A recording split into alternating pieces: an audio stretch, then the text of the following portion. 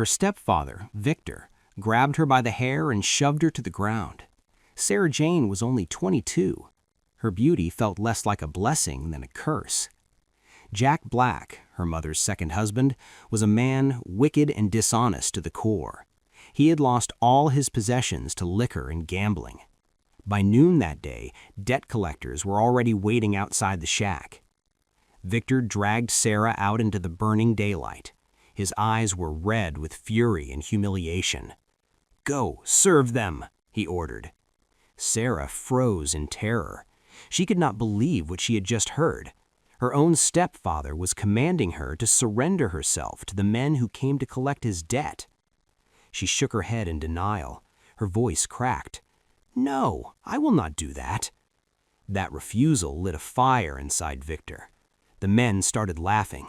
Victor's pride shattered like glass. He threw the bottle he was holding against the wall. Pieces scattered. He lunged toward Sarah and slapped her so hard she fell against the wooden floor. Sarah tried to crawl away.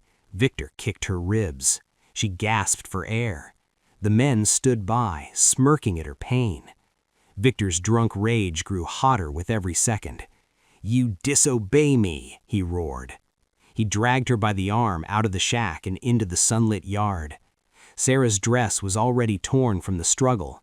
Her face bore red marks. Her arms were covered in purple bruises. She cried out, begging for mercy, but Victor had no compassion left to give. The debt collectors followed behind, mocking her. Victor pushed Sarah toward the riverbank near the ranch fields. The midday sun blazed down on her pale skin, making every wound look raw. Sarah sobbed. Her legs trembled. She tried to plead again. "Please, I am praying to you." Victor gritted his teeth. Her words only deepened his shame. In one swift move, he lifted her by the waist and hurled her into the water. The water splashed violently around her body. Sarah sank beneath the surface, her lungs filling with icy water. She was desperate for life, trying to grasp at the air. The current pressed her down. Her torn clothing wrapped around her limbs like chains. She fought, but her strength was failing fast. The voices of the men faded into muffled echoes above the water. Her heart was pounding, her vision blurred. Was this the end? Was she doomed to perish as nothing more than her stepfather's victim? Just as the darkness began to close in, a shadow appeared on the riverbank. A horse snorted. Boots hit the ground. A man was rushing toward the water. He did not hesitate. He plunged into the river and grabbed her arm. Sarah's body was lifeless, but her eyes still flickered with the will to live. The man pulled her to the shore, laying her down gently on the grass. Her chest heaved as she coughed up water. Her skin was covered in bruises and cuts, and her lips trembled as if she wanted to speak, but had no words left. The man looked down at her in shock. This was Thomas Carter, a rancher in his late 50s. His eyes widened as he saw the full horror etched across Sarah's frail frame. What kind of monster would do this to his own daughter? And what kind of fate awaited her now that her stepfather and his creditors still prowled nearby? Would Thomas be able to shield her from the storm that was only just starting? Sarah coughed and gasped as Thomas lifted her into his arms. Her body was shivering from the cold water. Her torn dress clung to her skin. He did not waste a second. He placed her on his horse and rode fast toward his ranch. The old wooden house came into view. Thomas carried her inside and laid her gently on a bed near the fireplace. He wrapped her in a thick blanket, but saw her shiver. She was burning with fever. Her lips quivered as if she wanted to speak, but no sound came. Thomas shook his head with worry. He reached for a shirt from his chest. It was one of his old work shirts, faded but clean. He handed it to her. "You need this more than I do." Sarah hesitated but slipped into the shirt. It was far too big. The sleeves covered her hands, but for the first time in years, she felt a small trace of safety. She pulled the fabric close around her. The crackle of the fire filled the silence. Thomas sat beside her, waiting. Sarah stared at the flames with empty eyes. Then tears rolled down her cheeks. She began to whisper. "It was not the first time." Her voice shook, but she kept going. "For years he beat me. For years I prayed he would stop." Thomas clenched his fists but stayed quiet. Sarah wiped her face with the sleeve of his shirt. "And today, he wanted me to serve his debt collectors." She stopped and looked at Thomas with shame. "I said no. I fought back. That is when he beat me harder than ever. And then he threw me into the river like garbage." Her words hung heavy in the air. Thomas felt his jaw tighten. The image of her stepfather forcing her into that horror made his stomach turn. But Sarah was not finished. "There were times I thought I deserved it. Maybe I was cursed. Maybe my life had no meaning." Her voice broke again. "But when you pulled me out, I felt like maybe God had not forgotten me." Thomas leaned closer. His rough hand rested gently on hers. "You did not deserve a single bit of it, not one." The warmth in his tone made her cry even harder. For the first time, she allowed herself to believe she was not alone. But outside the ranch, the world was still turning, and men like Jack Black did not forget so easily. So what would happen when he came back to take her away again? The morning sun rose soft and golden over the ranch. Sarah sat by the window, wrapped in Thomas's shirt, staring out at the fields. For the first time in years, she felt secure. But the safety was fragile, like glass that could shatter at any second. Thomas brought her a cup of warm tea. She thanked him with a soft smile, but her eyes still carried a storm. Then the sound of hooves broke the calm. A dark figure appeared at the gate. Jack Black. He rode his tired horse right up to the yard and climbed down with the arrogance of a man who thought he owned the world. "Where is she?" he barked. Sarah froze, her face pale. Thomas stepped out of the doorway, tall and steady. "She's not yours anymore." Jack laughed, a hollow laugh that stank of whiskey even from a distance. "You think you can keep her from me? She is mine. She always will be." Sarah shook her head from inside the house. "No, not anymore." Her voice trembled, but there was strength in it too. Thomas crossed his arms.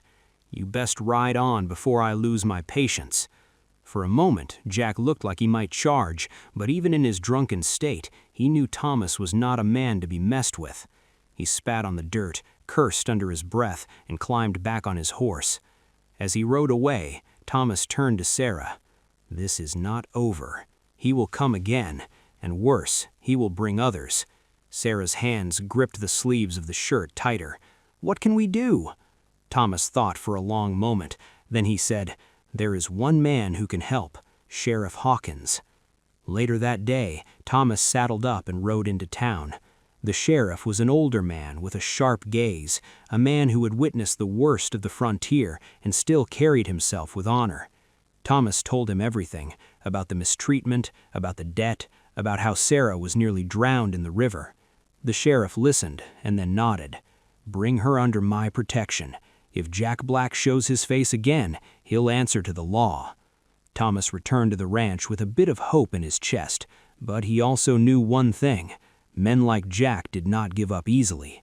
They always came back, and when they did, there would be a confrontation. The night was falling over the ranch. Sarah sat near the fire, her hands wrapped tight around a cup of tea. Thomas paced the floor, restless. He knew Jack Black would not surrender.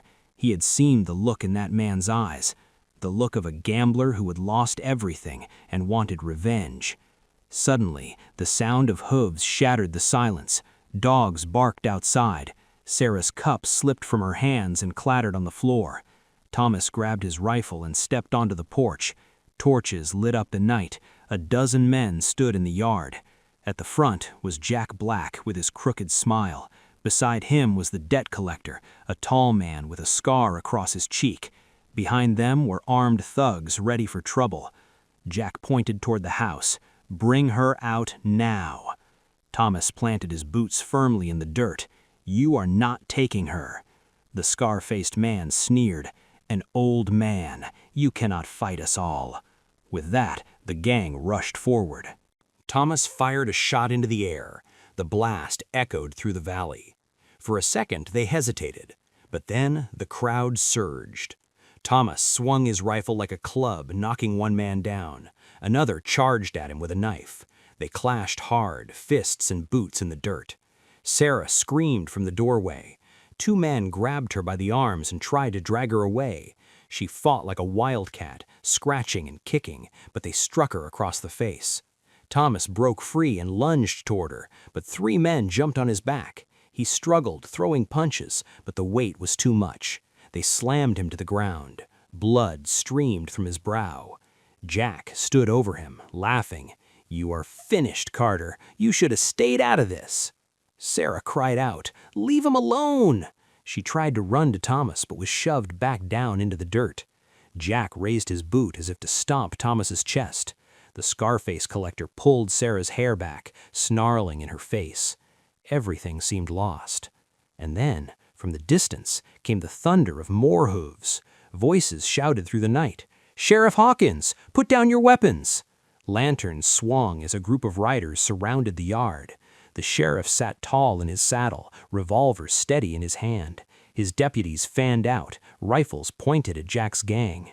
For the first time that night, Jack's grin faded. The situation had reversed.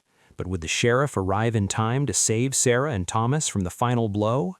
The yard froze in silence. Sheriff Hawkins sat tall on his horse, revolver steady, his voice sharp. "Drop your weapons, now." The gang hesitated. One of the deputies fired a warning shot into the air. That was sufficient. Knives clattered to the ground. Guns were tossed aside. The men backed away, hands raised. Jack Black's face twisted with rage and fear. For years he had controlled Sarah with terror. Now he was powerless, cornered by the law, and exposed for what he was. The sheriff nodded to his men. "Take him in." Within minutes, Jack and the debt collector were bound in ropes, shoved onto their horses, and led away toward town. The torches faded into the distance. All that remained was the quiet crackle of the fire and the heavy breathing of Thomas and Sarah. Thomas struggled to his feet, wiping the blood from his brow. Sarah ran to him, throwing her arms around his chest. For the first time, she felt safe, not only in body, but in spirit. Tears poured down her face, but this time they were tears of release. Thomas held her close. "It is over now. He will never hurt you again." She buried her face against him. In that moment, the years of pain began to lose their hold. The sheriff tipped his hat. "You two have been through enough. Rest easy. Justice will do the rest." Then he rode off into the night, leaving the ranch in peace once more. The dawn broke soft and golden the next morning. Sarah stood on the porch, still in Thomas's old shirt, looking out across the wide fields. The horizon stretched far and free, like a promise of new life. Thomas stepped beside her, his weathered hand brushing hers. Their eyes met, not as rescuer and victim, but as two souls finding hope in the ashes of suffering. What lesson do we carry from their story? That even in the darkest valley, a hand can reach down to pull us back into the light. That no matter how broken the past, there can still be a future filled with strength and affection. So let me ask you, what would you do if you saw someone like Sarah, broken but still fighting to live? Would you walk away, or would you be the one to pull her from the river? If this story moved you, give this video a like and make sure to subscribe so you do not miss the next journey we share together. Because in the Wild West and in life itself, the battles never end.